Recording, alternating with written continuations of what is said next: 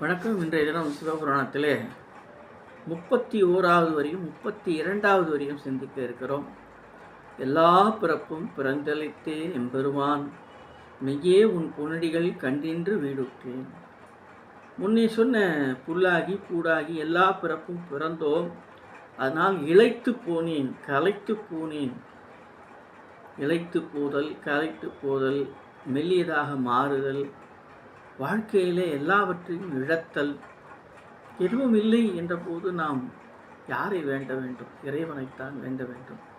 எம்பெருமான் எல்லாருக்கும் பெரியவனாக இருக்கிறதுனால எம்பெருமான் மெய்யே மெய்ப்பொருளாக விளங்குவனே. இந்த உலகத்திலே மற்ற பொருள்கள் எல்லாம் பொய்ப்பொருள். சுந்தர தேவாரத்திலே பொன்னும் மெய்ப்பொருளும் தருவானை, போகமும் திருவும் உணர்ப்பானை. பொன் என்பது நமக்கு சந்தோஷத்தை தருகிறது, ஆனால் பொய்யான பொருள். மெய்ப்பொருள் என்பது சிவத்தை குறிப்பது. மெய்ப்பொருள் காண்பது அறிவு என்று திருக்குறளே குறிப்பிடுவார். மெய்ப்பொருளாக சிவன் இருக்கிறார். மெய்யே உன் பொன்னடிகளில் கண்டு இன்று வீடுற்றேன்.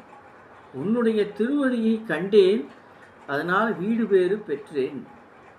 அவருக்கு பெருமான் திருவடி பேறு கொடுத்தார். 3 விதமான தீட்சைகளிலே திருவடி தீட்சை மிகவும் முக்கியமானது.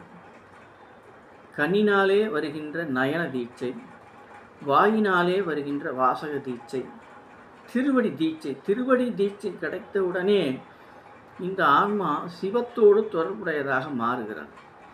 அரவணையாம் சிந்தித்து அரற்றுமடி அருமறைக்கு சென்னியாமடி, சரவணத்தான் கைதொழுது சார்மடி சார்ந்தாருக்கெல்லாம் சரணாமடி என்று திருவடி தாண்டகம் பாடியிருக்கிறார் அப்பர் பெருமான். அவர் இறைவனுடைய திருவடி பேறு பெற்றவர்.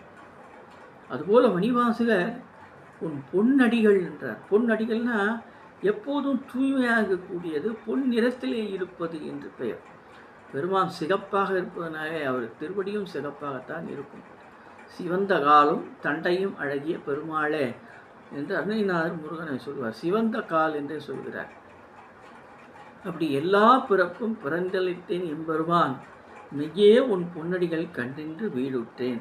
உன்னுடைய திருவடியை கண்டதனாலே எனக்கு வீடு பேறு கிடைத்தது என்று இந்த வரியிலே மணிவாசகர் நம்மோடு கலந்து கொள்கிறார். நன்றி.